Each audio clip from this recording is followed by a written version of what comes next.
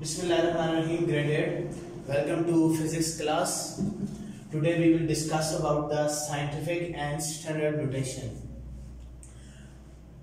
Actually इस तरह होता है कि हमारे पास कभी लाइफ में मैथमेटिकल इक्वेशंस के दरमियान मेजरमेंट्स के दौरान कुछ ऐसे नंबर आते हैं जो तो बहुत कभी कभार बहुत छोटे होते हैं, जो कभी कभार या तो बहुत बड़े होते हैं, ठीक है, और हमें उनको इन्वेलप करके शॉर्ट फॉर्म में डिनोट करने की जरूरत पड़ती है। तो हमें उनको नंबरों को साइंटिफिक फॉर्म में कन्वर्ट करना पड़ता है। What is this? What is scientific form? You can see the definition: writing any number, not a big by one or small, even we are using it for the very small number or for very large number, but we can write any number in the scientific form. Writing a number in a power of 10, किसी भी number को 10 की power की form में represent करना, that is called scientific notation, ठीक है। और इस लेक्चर में हम सीखेंगे कि हम साइंटिफिक से स्टैंडर्ड या स्टैंडर्ड से साइंटिफिक नोटेशन में कैसे जा सकते हैं, ठीक है। आपको थोड़ी प्रेजेंटेशन मालूम होनी चाहिए कि साइंटिफिक नोटेशन को प्रेजेंट कैसे करते हैं। साइंटिफिक नोटेशन को प्रेजेंट करने के लिए किसी जो भी नंबर आपको गिवन है उसको जब आप रिप्रेजेंट करते हो, उस रिप्रेजेंटेशन में दो चीजें शामिल होती हैं। एक तो मैंटिसा, जो कि एक डेसिमल फॉर्म में, पॉइंट की फॉर्म में वैल्यू होती है, फिर उसके साथ 10 होता है और उसके ऊपर एक पावर होती है जिसको एक्सपोनेंट कहते हैं। जैसे कि डेफिनेशन में क्या, writing a number in a power of 10, यानी कि एक साइंटिफिक फॉर्म में 10 और उसकी पावर का होना, दैट इज वेरी नेसेसरी, ठीक है। इस तरह हम किसी भी नंबर को उसके मैंटिसा और उसकी एक्सपोनेंट की फॉर्म में साइंटिफिक नोटेशन में कन्वर्ट कर सकते हैं। अभी हम सीखते हैं कि हम कुछ एग्जांपल्स लेंगे कि किस तरह हम इन नंबर्स को आपस में दूसरे में कन्वर्ट कर सकते हैं। Here are some examples with the help of which we will understand how can we convert the standard form into scientific and standard form into standard form. ये जितने भी नंबर आपको गिवन है ये सब के सब स्टैंडर्ड फॉर्म में मौजूद हैं। स्टैंडर्ड फॉर्म का मतलब ये है इसमें कोई भी 10 की पावर नहीं है, ये जिस तरह आम नंबर्स को लिखा जाता है ये वैसे लिखे हुए। This is the standard form. You are familiar to that number, आप डेली लाइफ में आपने नंबर्स को यूज भी किए, ठीक है। तो साइंटिफिक नोटेशन के लिए मैं आपको कुछ पॉइंट्स बताऊंगा कि साइंटिफिक नोटेशन में एक पॉइंट होता है, डेसिमल पॉइंट होता है, वो हमेशा पहले डिजिट के, पहले नॉन जीरो डिजिट के बाद। अब फॉर एग्जांपल यहाँ पे आप देख सकते हैं बहुत सारे डिजिट हैं, लेकिन पहला डिजिट क्या है, 3। तो इस पॉइंट की जो ओरिजिनल जगह है वो किधर है, इस जगह पे एक पॉइंट को होना बहुत जरूरी है। लेकिन आपको के साथ इसमें तो कोई पॉइंट ही नहीं है।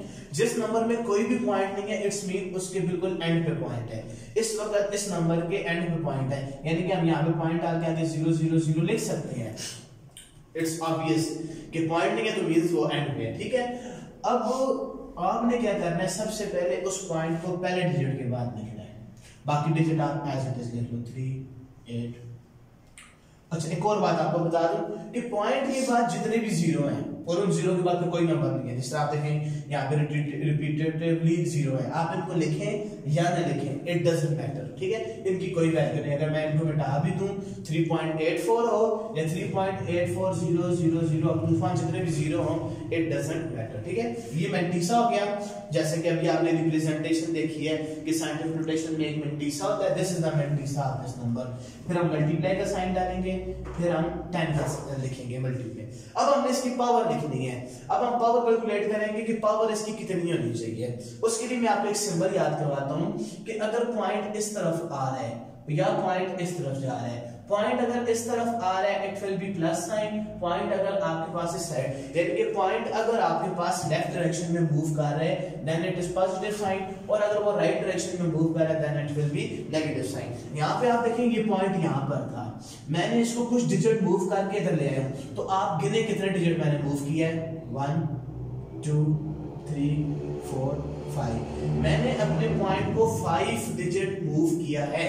5 डिजिट मूव करने का मतलब ये है कि ये पॉइंट लेफ्ट साइड पे 5 डिजिट गया है, तो इसकी जो पावर है दैट विल बी +5, ठीक है।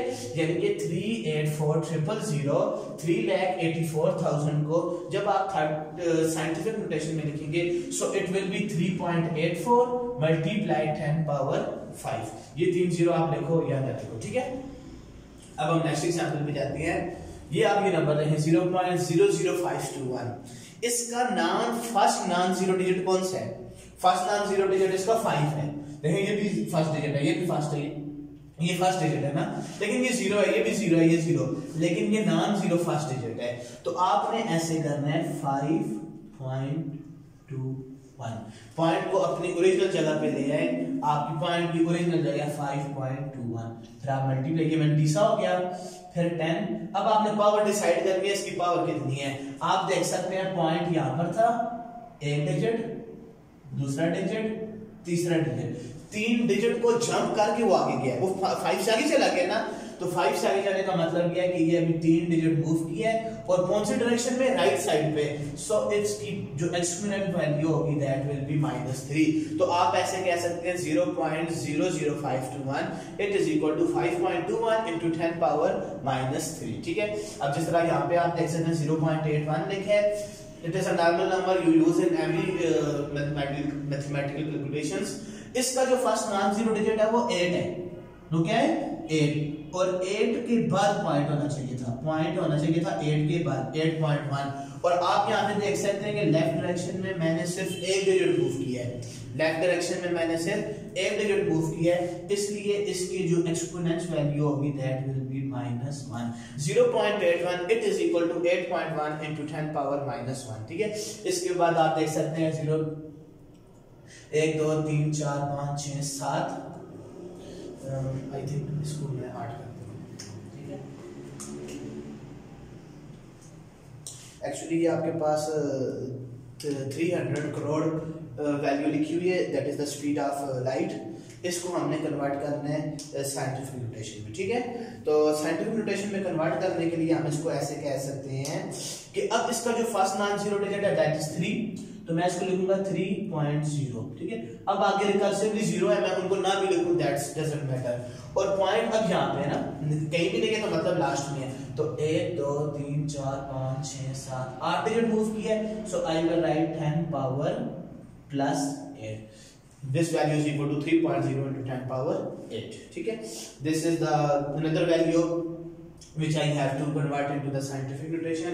तो इसका फर्स्ट नॉन जीरो डिजिट है 3, तो मैं फॉर एग्जांपल अगर यहाँ पे 0 है, ठीक है, लेट्स सपोज यहाँ पे 0 है, 3.1506, आगे वाले जीरो मैं नहीं देख रहा। देखिए मैंने आपको कहा था कि पॉइंट के बाद की जीरो की वैल्यू नहीं है, लेकिन इस जीरो की वैल्यू है क्योंकि इसके बाद फिर नॉन जीरो डिजिट आ गया है, लेकिन इन जीरो के बाद कोई भी नॉन जीरो डिजिट नहीं है, इसलिए इनकी वैल्यू नहीं है, लेकिन इनकी वैल्यू है वो जीरो जो नॉन जीरो डिजिट के बीच में है, जो न्यूमेरिकल वैल्यू के बीच में है, उनकी वैल्यू डेफिनेटली मौजूद है, लेकिन वो जीरो जिनकी वैल्यू मौजूद नहीं है, उनकी वैल्यू मौजूद नहीं है, that is equal to that is have no value.